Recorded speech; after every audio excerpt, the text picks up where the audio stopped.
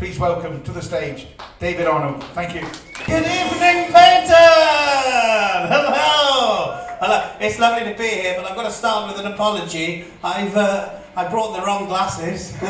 Yeah, I couldn't find my good glasses. I've had to bring these, and I'm fully aware I look like a fat, middle-aged Harry Potter. That's the look I'm going for, yeah. I'm what Harry Potter would look like if Hogwarts had a Greggs. This is it, yes? Yes. Of course, Harry Potter would never be in his poor physical condition as me, would he? He wouldn't, because he would do a spell and he'd have a six-pack, because he is a member of the Wizarding World. I am a member of the Slimming World, yeah! Do we have any of the Slimming World Massive with us tonight? I mean, to be fair, they don't like being called that normally. As you can tell, it's going really well. Look at that, look. Hey, no, it is. I've lost 6 pounds.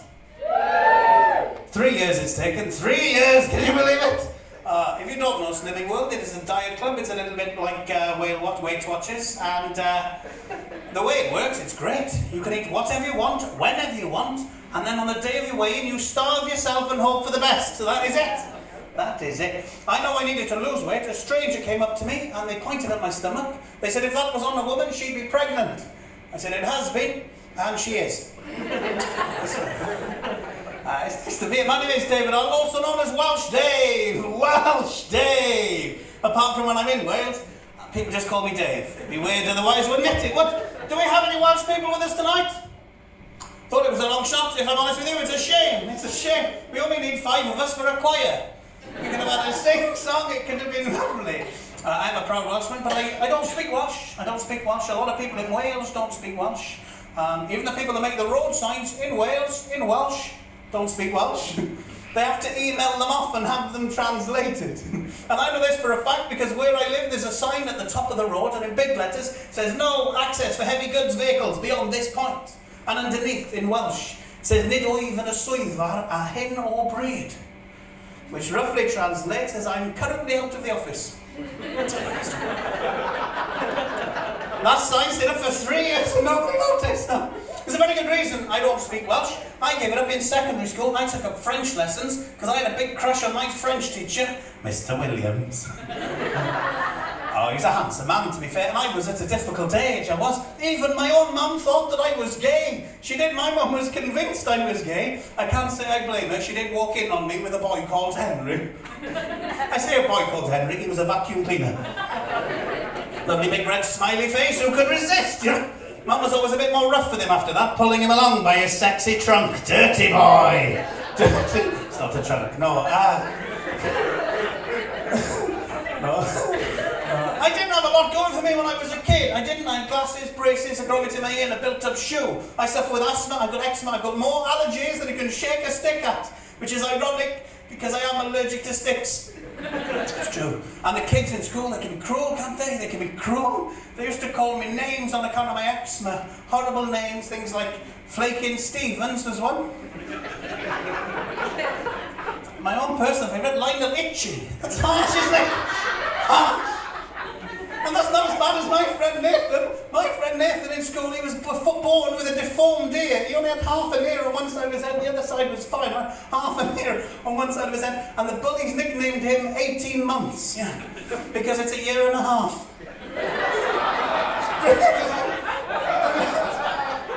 He was bullied so bad, right, that his parents paid for him to have an operation, and he had an ear transplanted onto his head, not a human ear. They transplanted a pig's ear onto the side of his head, and it looked just like a normal ear, but every now and then he'd get a bit of crackling in it. It's a joke, yeah. No, I didn't have a lot going for me, no. My sense of dress, do you like the jacket? Thank you very much. It comes from a very exclusive boutique, only 4 stores in the whole world. You don't have anything in London, New York, Milan, Paris, Liscard, Falmouth, Newton Abbot, and now Merthyr Tydfil, right? It's from a place called Trago Mills. Do we like Trago Mills? I love Trago Mills. I was trying to explain to my friends back in Wales what Trago Mills was, and I said, you know that middle section, they have the Aldis and Lidls? It's like that on steroids in a castle! Trago Mills! It's the only place you can go get your entire house recarpeted by a drum kit, a canoe, Alan Titchmarsh's autobiography, get attacked by a peacock on the way out. Peacock the moments before being in a hot tub. Unbelievable place, Treacle Bills. I love the place. Not a fan of hot tubs, however. Do we have any hot tub owners in? Swingers? Yeah. No, they're always here. I don't like a hot tub. I say this, right? My mum, who's in her 70s, has just bought her first ever hot tub, right? I went round to visit my mum, and my Auntie Susan was there. She's not actually my Auntie Susan. She used to do aqua aerobics with my mum in the 80s. We've had to call her Auntie Susan ever since. We've all got one of those aunties, haven't we, right? And my mum was there, and she went, "Oh, me and your Auntie Susan are going to be jumping in the hot tub later. Would you like to join us?" No. It's weird, it's weird. I wouldn't say to my friends, "Oh, come on over. I've run us a bath. I've got a fresh bottle of Mr. Matey. We'll all jump in it together. It'll be lovely." No, it's weird, right? Later on that evening, my mum and Auntie Susan, both in the 70s, were in the hot tub, splashing about. It was like a scene from Cocoon. The pair of them in there, doing their aqua aerobics. My mum said to me, "Oh, come and join us. Come and join me and your Auntie Susan." And that's when I said the worst thing I've ever said in my life. I said, "No, I'll just watch." It's bad, isn't it? It's bad.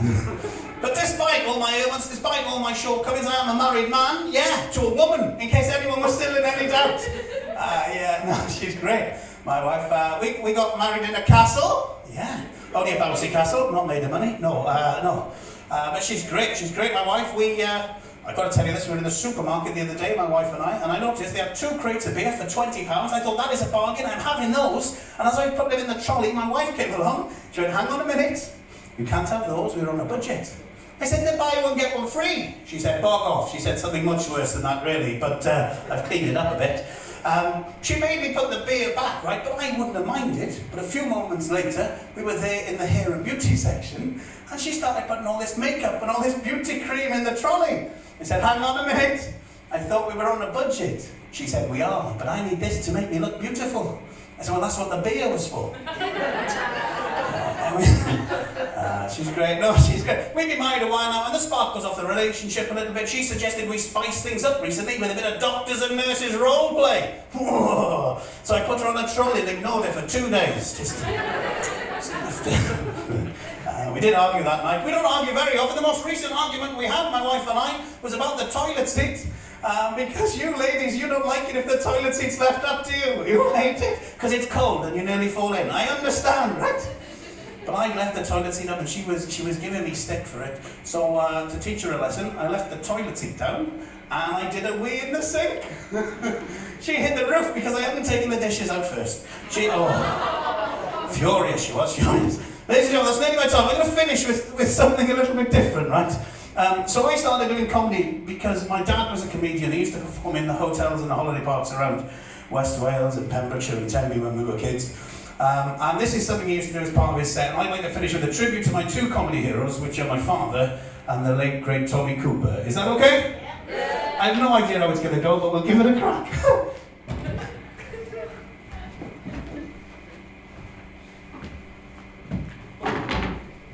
I'm just going to shout, if that's all right.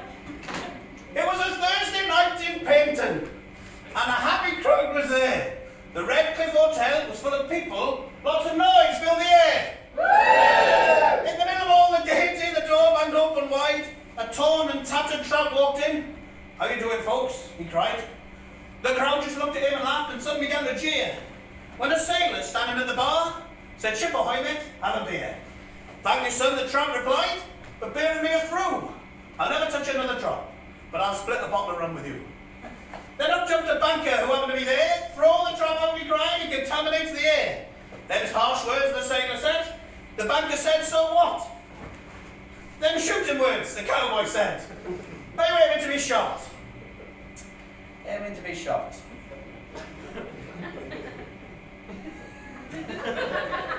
Up jumped a Frenchman. Up jumped a Frenchman. He said, "This ain't no time to fight." I can't do the accent. "This ain't no time to fight." The sailor said, "You're right." And the banker said, well, all right. Next up stepped a woman. Her voice was full of fright. "My gosh, it's Sam," she cried, and her face went white. "Who's Sam?" the builder shouted. "I'm Sam," the tramp replied. "How would a man like you know my promised bride?" "Don't make me laugh," the tramp said. You cannot ride that horse.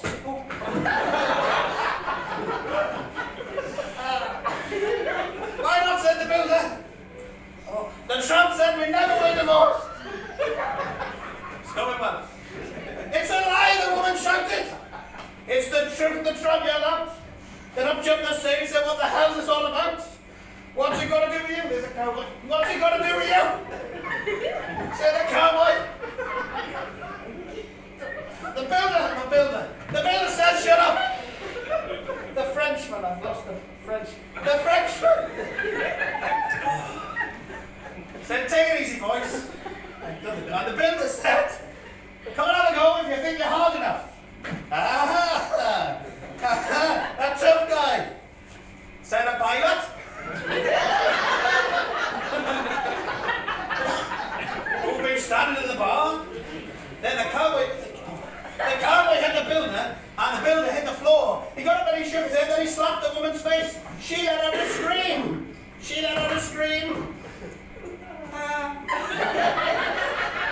And it was bedlam in that place.